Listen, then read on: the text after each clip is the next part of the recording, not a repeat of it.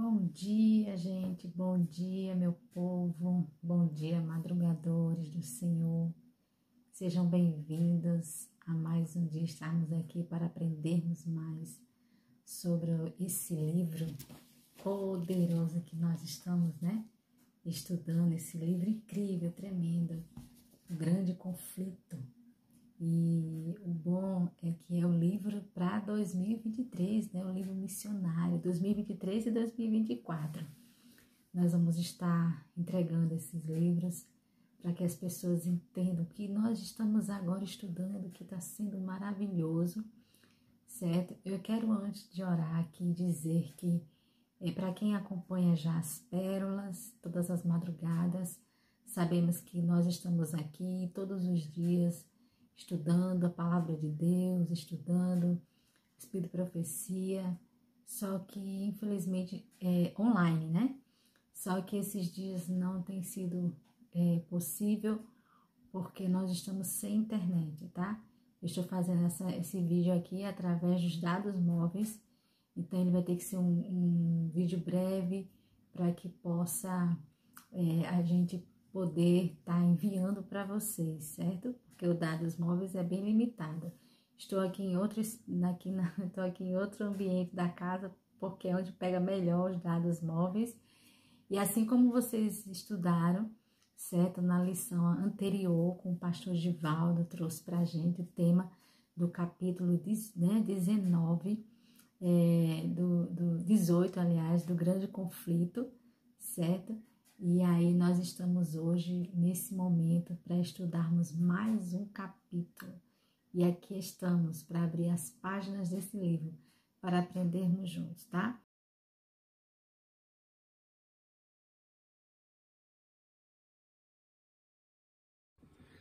Bom dia, meus queridos irmãos. Estamos aqui para continuar estudando o tema de ontem, que foi sobre a biografia de Miller, uma profecia significativa do livro do Grande Conflito, capítulo 18 ontem, hoje o capítulo 19, a continuação. Ontem vimos então que Miller se converteu, encontrou um grande amigo em Jesus e começou a estudar detidamente as Escrituras. Foi aí que ele deparou com o tema, com o texto de Daniel 8,14. Ele me disse: até 2030 tardes e manhãs, e o santuário será purificado. Ele então começou a estudar detidamente esse texto e ele entendeu que a purificação do santuário seria a volta de Jesus. E ele começou a pregar, Nós vimos então que ele, a princípio, ficou resistente para pregar a mensagem, mas depois ele começou a pregar. Então, as pessoas começaram a se converter, e milhares se converteram ao movimento adventista. Movimento adventista porque pregavam a respeito da volta de Jesus. Mas Miller continuou anunciando. Veio então o tema de hoje, que é o capítulo 19 do livro do Grande Conflito, o grande desapontamento. Aqui mostra que era após era, a obra de Deus apresenta semelhança notável em cada grande movimento religioso ou de reforma. Os princípios de como o Senhor lida com as pessoas são sempre os mesmos. Então, você vê que os fatos históricos, eles se repetem. Vamos fazer nesse momento uma oração, pedindo ao Senhor sabedoria para entender a sua palavra. Vamos orar? Senhor Deus, amado Pai, muito obrigado pelo privilégio que temos de estar mais uma manhã para estudar a tua palavra. Abençoa a irmã Clary, abençoa toda a equipe e abençoa agora ao estudarmos este tema de hoje do livro O Grande Conflito. Possamos entender e colocar em prática em nossa vida, em nome de Jesus. Amém. Então, queridos, continuando, aqui mostra que nós podemos tirar lições para o nosso tempo também, do que aconteceu no passado. Os seres humanos são instrumento nas mãos de Deus. Então, Deus usa homens para a pregação do seu evangelho. Os representantes de Deus não entenderam por completo todos os aspectos da mensagem que proclamavam. No caso dos apóstolos, eles pregaram, mas não entenderam que Jesus, o Messias, teria que morrer. Eles aguardavam o Messias que viesse como um conquistador, como aquele que livraria Israel do jugo romano. Só que eles estavam com a visão distorcida da verdade. Eles não entenderam a profecia. Até que Jesus veio, mostrou para eles, mas mesmo assim estavam com os olhos cegos para ver. E só após a morte de Cristo e a sua ressurreição, foi após o grande desapontamento que eles tiveram, foi que eles então compreenderam que realmente tudo isso deveria acontecer. E aconteceu semelhante na época de Miller. Eles pregaram com toda a avidez, com toda a vontade, mas chegou o grande dia, 22 de outubro de 1854, Jesus não veio. Pessoas aguardavam. Dali então surgiram 4 grupos. O primeiro grupo eram pessoas que vieram das igrejas tradicionais, como batistas, anglicanos, presbiterianos, metodistas e outros mais, se uniram ao movimento adventista e eles então voltaram para suas igrejas de origem. Jesus não voltou. O segundo grupo é aquele grupo de pessoas que se converteram, entre aspas, com medo, porque Jesus voltaria, eles então se converteram. Jesus não veio, voltaram para o mundo. O terceiro grupo continuaram marcando datas, né? Jesus não veio em 1854, ele vai voltar em 64. Chegou 64, Jesus não veio. Não, ele vai voltar em 74. Chegou 74, Jesus não veio. Continuaram marcando datas, até que marcaram a última data, que foi em 1914. E eles então dizem que Jesus voltou de forma espiritual, né? Seu reino foi estabelecido em 1914. Mas como? A Bíblia diz que quando Jesus viesse, haveria cangrô de trombeta, haveria muitos anjos, como relâmpago, né? Todo olho verá. O quarto grupo foi um grupo de pessoas, 16 pessoas continuaram estudando a Bíblia. Por que Jesus não voltou, né? Entre eles estava Miller também. E eles entenderam que Jesus, então, na realidade, passou do lugar santo para o lugar santíssimo. Começou a hora do juízo investigativo, semelhante ao dia da expiação. Assim, queridos, o grande desapontamento foi o pontapé inicial para o surgimento de um movimento profético que prega a respeito da volta do Senhor Jesus. Hoje nós somos esse movimento que temos uma identidade. Não somos mais uma igreja entre as igrejas evangélicas. Somos a igreja de Deus. Somos o povo de Deus. Louvado seja Deus porque temos esse privilégio, queridos. Que Deus nos abençoe. Que através do grande desapontamento dos apóstolos, que então entenderam de forma equivocada, mas depois compreenderam a mensagem, como nossos pioneiros que entenderam de forma equivocada, mas depois compreenderam. Hoje, queridos, nós precisamos pregar com avidez, com determinação a respeito da volta de Jesus. Que Deus te abençoe, que Deus nos ajude, que Deus nos dê um dia feliz na sua presença, que possamos cada dia não esmorecer, mas continuar a pregação deste evangelho. Deus vos abençoe. Amém? E assim como vocês estudaram, certo? Na lição anterior, com o pastor Givaldo, trouxe para a gente o tema do capítulo 19. Sejam bem-vindos a mais um dia. Estamos aqui para aprendermos mais sobre esse livro poderoso que nós estamos, estudando. Esse livro incrível, tremendo, o grande conflito. E agora, nós vamos orar, certo? Vamos pedir para que o Senhor, de uma forma muito especial, possa estar conduzindo as nossas vidas. E mais oração, mais poder, não é verdade? Então vamos orar, vamos agradecer a Deus. Senhor Deus e Pai, obrigado a Deus pela vida, obrigado pelo ar que respiramos. Obrigado a Deus por essa chuva que cai lá fora. Obrigado, Pai, pelo despertar. Obrigado porque a Tua misericórdia se renova a cada dia em nossas vidas. Ajuda-nos, ó Pai, a compreendermos que o Senhor nos criou com um propósito, e esse propósito é de salvação. Vem estar conosco, Senhor, nós te pedimos, em nome de Jesus. Amém. Amém, meus queridos e minhas queridas, minhas pérolas e meus diamantes. Aqui estamos para mais um capítulo desse livro tremendo, tá? Eu preciso desse auxiliar aqui, né? Então, sejam bem-vindos mais uma vez. Se não é inscrito, se inscreve para que outras pessoas possam fazer parte dessa família. Deixa seu like, viu? Porque aí ajuda o YouTube a fazer a divulgação. E deixa seu comentário. Comenta aí o que você achou, o que você está achando desses capítulos, né? Desse livro, Grande Conflito, certo? Eu não tenho Clareio Grande Conflito. Procure seu pastor, porque o livro Grande Conflito já está sendo distribuído, tá? Então, procure seu pastor, tá bom? Muito bem. Então, vamos lá? Pronto para mais um capítulo de nós estudarmos hoje. Hoje nós vamos estudar o capítulo 20. Estudamos agora com o pastor Givaldo 19, né? 19. O grande desapontamento.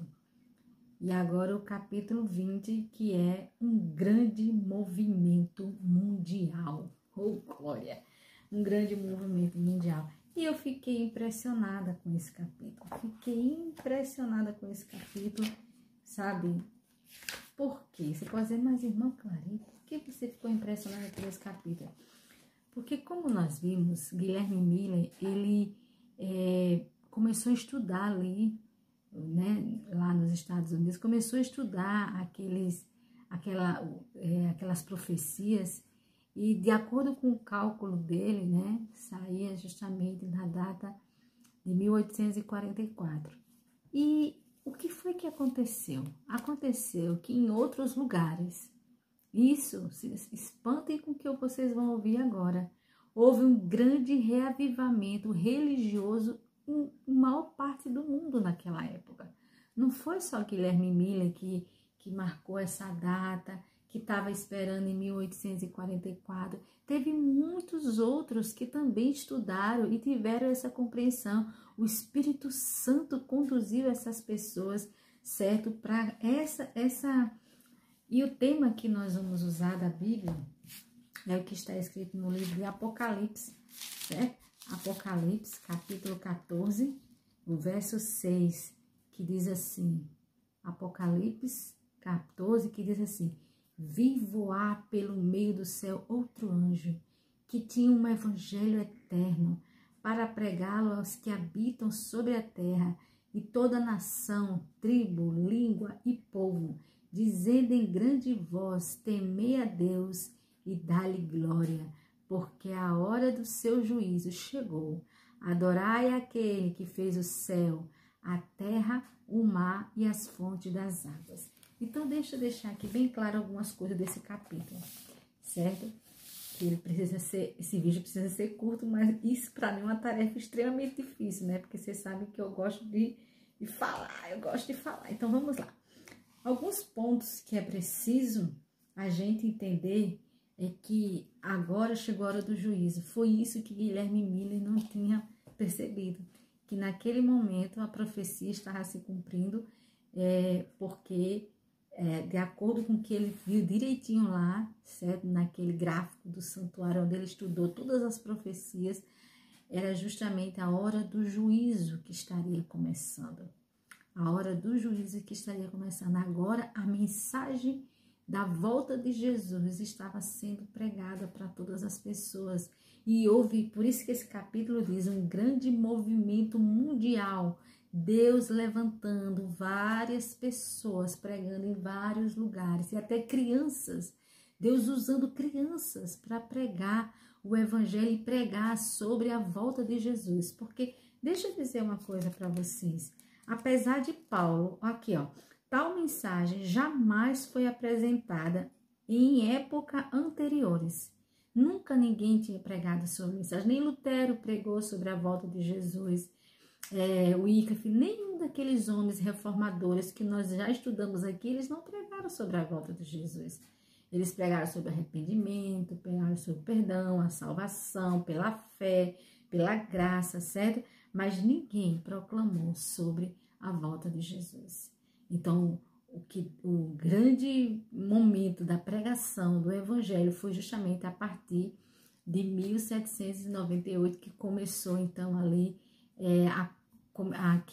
que nós já estudamos também essa parte, né? Que nós já estudamos essa parte. Então agora chegou o momento da pregação do evangelho sobre a volta de Jesus. Por isso que diz aqui, ó, vi um anjo voando com pressa, ou seja, a mensagem precisava ser pregada com pressa, dizendo: temei a Deus e dá-lhe glória, pois é chegada a hora do seu juízo. E o que é mais lindo nesse capítulo é que foram pessoas de vários países. Deus foi levantando pessoas de países diferentes, certo? Eles começaram a estudar a Bíblia ali, uma história muito linda, interessante. Conta aqui, né, desse jovem que era judeu, os pais eram judeus, e ele ali é o José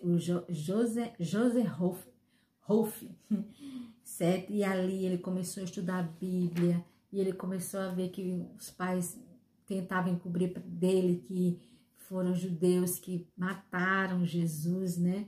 E ali, quando ele descobriu realmente sobre aquilo, que ele ficou muito decepcionado com os judeus, saiu de casa e começou então a busca pela verdade. E ali ele também, junto com a Igreja Católica, depois ele foi vendo os erros que tem ali, viu que também ali não estava a verdade. E ele começou, né, buscando, e até que ele virou um grande missionário, pregador da volta de Jesus. Que coisa interessante, em vários lugares. Isso é um deles, eu só posso citar um por causa do tempo, mas leia esse capítulo 20, que você vai ver várias pessoas que Deus levantou para a pregação do evangelho, né? E uma parte muito interessante é da Inglaterra, em outros lugares, né? E também na Escandinávia, Deus levantou crianças para pregar a mensagem da palavra de Deus. Então, três pontos importantes que a gente tem que entender aqui. Primeiro, é que não foi só Miller que marcou essa data. Outros também, certo, chegaram a esse mesmo entendimento de 1844, certo? Como nós falamos, né? Não existia ainda a Igreja Adventista, era um movimento adventista, porque eles pregavam sobre o advento, a volta de Jesus, que antes ninguém pregava. É isso que é bom, é importante a gente entender. Quando foi que começou a pregação da volta de Jesus? Foi a partir desse cumprimento, dessa profecia, que começou a hora do juízo, que foi do momento que nós vamos aprender nos capítulos seguintes sobre o estudo, o que foi que eles erraram, certo, na profecia, para ter aquele grande desapontamento, a parte que eles erraram e o que realmente estava certo, o que realmente aconteceu. Nós vamos ver nos próximos capítulos, tá, gente? Então, assim, outra coisa, Deus levantou várias pessoas em vários países, né?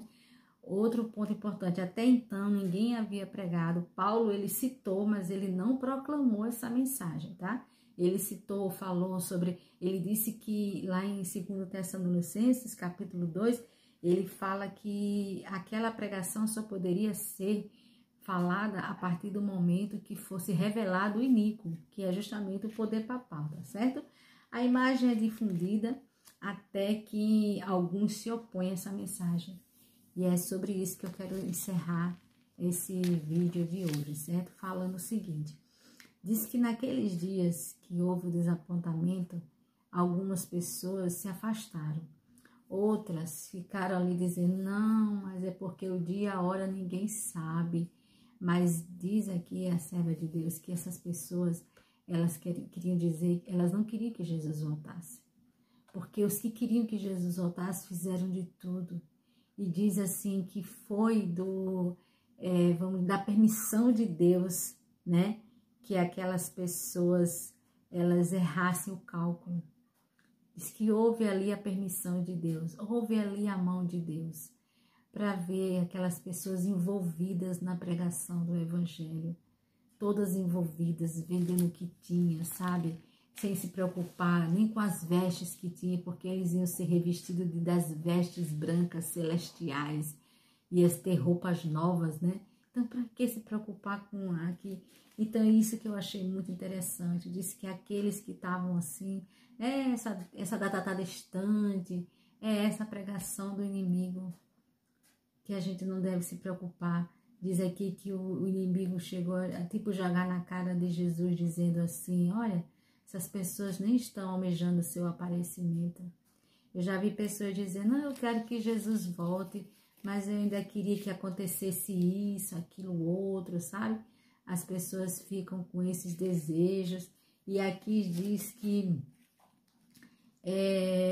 aqui diz assim, né? Eu quero ler essa parte aqui nos últimos parágrafos, certo? Os que haviam recebido a mensagem aguardavam a vinda do Salvador. O momento em que esperavam se encontrar com ele estava se aproximando. Com calma e solenidade viam que a hora estava chegando. Ninguém experimentou essa confiante esperança se aquecera daquelas horas de expectativas. Algumas semanas antes do tempo determinado, as ocupações foram em sua maior parte postas de lado. Cristãos sinceros estavam examinando cuidadosamente o seu coração, porque dentro de poucas horas se despediu das cenas deste mundo. Ao contrário do que alguns dizem, ninguém produz para si as suas, mas todos mostravam exteriormente que estavam preparados para se encontrar com o Salvador. Eles estavam tão ansiosos em se encontrar com o seu Salvador. Mas, sabe, depois do desapontamento, eles continuaram nesse estudo para entender qual foi o ponto. Nós vamos chegar nesse capítulo. Aí diz aqui, o último parágrafo. Deus teve a intenção de testar seu povo. Sua mão ocultou um erro no cálculo nesses períodos proféticos. O tempo da espera de 1844 passou e Cristo não apareceu. Os que haviam esperado Salvador viveram amargo desapontamento. Entretanto, Deus estava testando o coração dos que diziam estar à espera do seu aparecimento. Muitos haviam agido motivados pelo medo. Essas pessoas declararam que jamais haviam acreditado que Cristo viria. Entre elas estavam os primeiros a ridicularizar a tristeza daqueles que realmente acreditavam. Mas Jesus e toda a hoste dos anjos olhavam com amor e com simpatia para os fiéis. Embora eles, decepcionados, se pudesse abrir o véu que separa o mundo visível do invisível, seria visto se aproximando daquelas pessoas perseverantes, protegendo-os das lanças de Satanás. Misericórdia. Queridos, que duro o que nós ouvimos agora. Disse que se por um momento as cortinas do invisível e do visível se abrisse um pouco, a gente ia ver a luta que existe por trás de tudo isso. Satanás tentando nos impedir, nos desanimar, nos desapontar. Mas o Senhor disse que o Senhor, junto com os anjos, olhavam com amor e simpatia para os seus fiéis. Hoje, da mesma forma, eu não sei quais são as lutas que você tem enfrentado, mas uma coisa eu sei, meu irmão e minha irmã, Jesus e os anjos estão olhando com amor e simpatia, e o Senhor está lutando por nós, e você não está sozinho nessa batalha. Você já teve um grande desapontamento, você já esperou algo que não aconteceu, mas eu quero dizer para você, essas pessoas dormiram com essa esperança no coração. E naquele grande dia, onde o nosso Senhor Jesus irá voltar, eu creio que muitos desses nossos irmãos irão ressuscitar. Porque a palavra do Senhor diz que ao ressoar da última trombeta, os mortos em Cristo ressuscitarão primeiro. Quer você também se preparar para esse grande dia? Tem você também almejado a volta de Jesus? Tem você desejado e se preparado para esse encontro? Ou você está muito ocupado com as coisas deste mundo? Pense nisso, meu irmão. Enquanto nós estivermos orando agora, pense nisso e faça a sua entrega agora.